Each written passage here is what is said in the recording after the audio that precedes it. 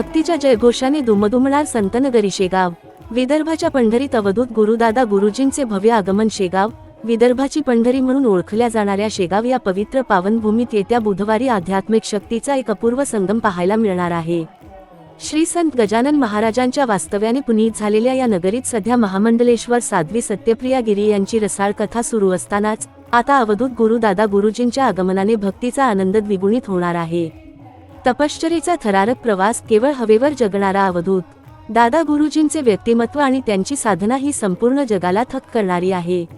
अध्यात्मासोबतच पर्यावरण संरक्षणाचा संदेश देणाऱ्या गुरुजींनी अत्यंत कठोर अशा साधनेचा अवलंब केला आहे। अन्न आणि पाण्याचा पूर्णतः त्याग करून केवळ वायू भक्षून हवेवर त्यांनी जीवन जगण्याची सिद्धी प्राप्त केली आहे।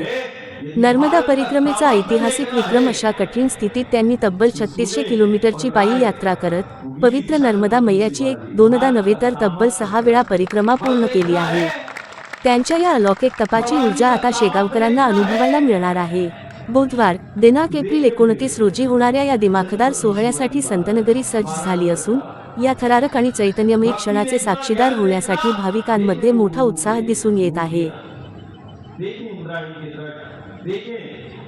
गोदावरी के तट ऐसे लोक पुरुष देव पुरुष इन्हीं इकट्ठा आज हम कह नहीं पाए। क्या हम कह सकते हैं शेगांव आज कह सकता है कि शेगांव रोग मुक्त है, संक्रमण मुक्त है? बताओ मुझे,